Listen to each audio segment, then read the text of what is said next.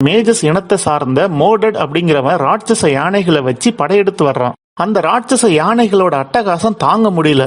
இதுக்கெல்லாம் ஒரு முடிவு கட்டணும்னு நினைச்ச நம்ம அரசர் அவர்கிட்ட இருந்த ஒரு மேஜிக்கான வாளை எடுத்துக்கிட்டு போறாரு. அப்ப அவரோட தம்பி அண்ணன் கிட்ட, நம்ம இந்த போர்ல ஜெயிக்க முடியுமான்னு தெரியல, எனக்கு அந்த மோர்டட பத்தி நல்லா தெரியும், அவங்கிட்ட சரணடைஞ்சா அவன் ஒத்துக்குவான்னு சொல்றான். ஆனா நம்ம அரசர் தன்னோட தம்பி கிட்ட, நான் வர்ற வரைக்கும் இந்த கிரீடத்தை பத்திரமா பாத்துக்கன்னு சொல்ல அவன் பயந்து போய் நிக்கிறான். அந்த நேரத்துல அவரோட படைத்தளபதி அங்க வந்து நிக்கிறாரு. ஒரே ஒரு பார்வைதான் மன்னன் என்ன நினைக்கிறாருன்னு அந்த தளபதி புரிஞ்சுக்கிறாரு.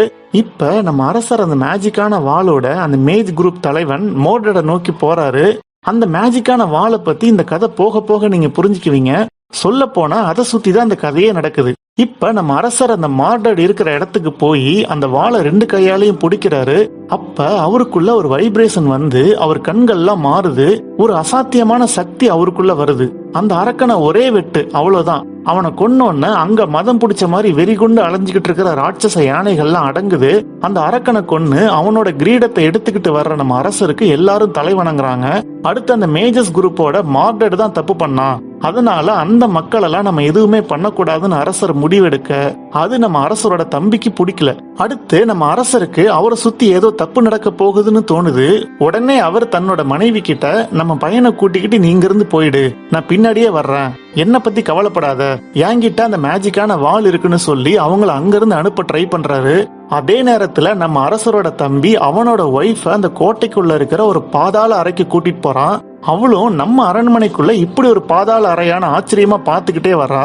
ஆனா அங்க அவன் தன்னோட மனைவியே ஒரு கத்தியால குத்தி கொல்றான். அப்புறம் அங்க ஆலயமணி மாதிரி இருக்கிற ஒரு பெரிய மணியை அடிக்கிறான். அடுத்து அவன் செத்து போன தன்னோட ஒய்ஃப கொலை மாதிரி இருக்கிற இடத்துக்கு தூக்கிட்டு போக அங்க ஒரு வித்தியாசமான உருவம் வரத காட்டுறாங்க.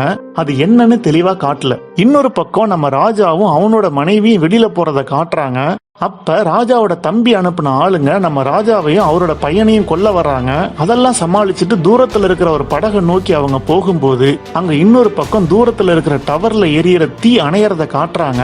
இந்த டவரும் படத்துல வர்ற அந்த மேஜிக் வால் மாதிரி ஒரு முக்கியமான விஷயம். அதை பத்தி நம்ம போக போக தெரிஞ்சுக்கலாம். அந்த நேரத்துல அங்க ஒரு பவர்ஃபுல்லான அமானுஷ்யமான ராட்சச உருவம் ஒண்ணு வந்து நிக்குது. அந்த உருவம் யாருன்னே தெரியல. அந்த உருவம் ஒரு ஈட்டி மாதிரி ஒன்ன வீச அது நம்ம ராஜாவோட மனைவியை கொல்லுது. நம்ம ராஜாவோட குட்டி பையன் தன்னோட அம்மா செத்து அப்படியே தண்ணிக்குள்ள விழுவுறத பாக்குறான். அடுத்து நம்ம ராஜா தன்னோட குட்டி பையனை பார்த்து இங்கிருந்து ஓடுன்னு கத்துறாரு. அப்புறம் அந்த அமானுஷ்யமான ராட்சச உருவத்தோட அவர் சண்டை போடுறாரு.